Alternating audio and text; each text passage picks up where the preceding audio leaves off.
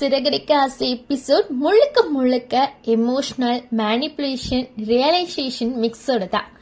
Episode start ஆகுறதே சிந்தாமணியோட சூழ்ச்சியோட தான்.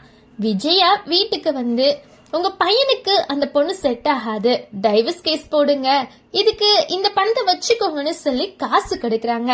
விஜயா வேண்டாம்னு சொன்னாலும் உங்க கஷ்டம் என்னால பார்க்க முடியலன்னு நல்லவ மாதிரி நடிக்கிறாங்க. எதுக்கு வேணாலும் என்ன கூப்பிடுங்கன்னு ஐஸ் வச்சுட்டு கிளம்புறாங்க.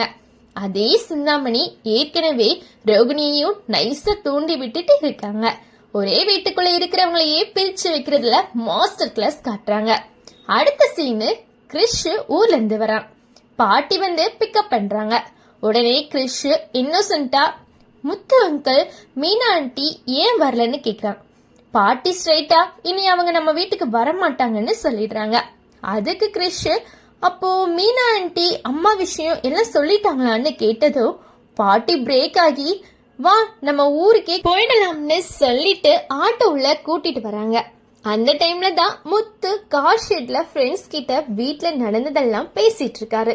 அண்ணாமலை இதெல்லாம் பாட்டி கிட்ட சொல்லாதீங்க, அவங்க தாங்க மாட்டாங்கன்னு சொல்றாரு. அப்போ சடனா ஆட்டோவும் நிக்குது. கிறிஷ் ஓடி வந்து முத்துவை கட்டி பிடிக்கிறான். முத்துவுக்கு என்ன ரியாக்ட் பண்ணணும்னே தெரியல. கிறிஷ் உங்களுக்கு எங்க அம்மா ரோகிணி தான்னு தெரிஞ்சிட்டாமே, அப்போ இனிமே உங்க கூட இருக்கலாமா, என்னையும் அம்மாவையும் வீட்லயே வச்சுக்கோங்கன்னு சொல்றான்.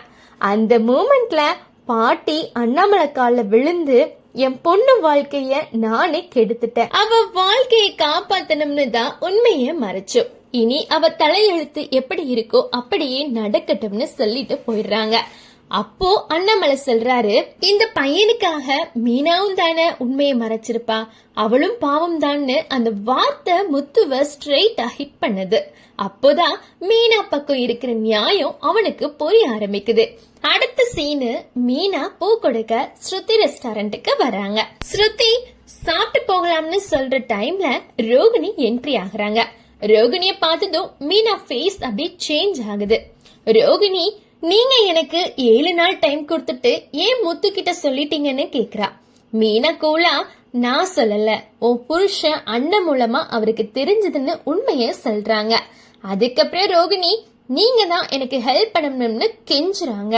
மீனா ஸ்ட்ரெயிட்டா ஆன்சர் பண்றாங்க, உனக்கு ஏற்கனவே ஹெல்ப் பண்ணதாலதான் இப்ப நான் வில்லி மாதிரி நிக்கிறேன், இதே ஸ்ருதி வாழ்க்கையும் இழக்கணுமான்னு கேக்குறாங்க. ரோகிணி திரும்பி நீங்க என்னதான் இருந்தாலும் உங்க புருஷன் கூட தான் வாழ்றீங்க, மனோஜ் எனக்கு வேணும்னு எமோஷனலா பிளாக்மெயில் பண்றாங்க.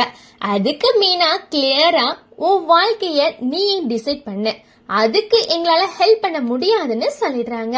கடைசியில ரோகிணி நீங்க ரோகிணியா இருந்தாதான் என் கஷ்டம் புரியும், நீங்க சந்தோஷமா வாழ போறீங்கன்னு பழிவாங்கிற மாதிரி பேசிட்டு போயிடுறாங்க. இன்னைக்கு இப்படிதான் எபிசோட் முடிஞ்சிருக்கு.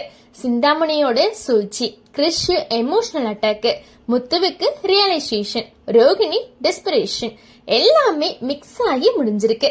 நாளைக்கு என்ன நடக்குன்னு பார்க்கலாம். நன்றி, வணக்கம்.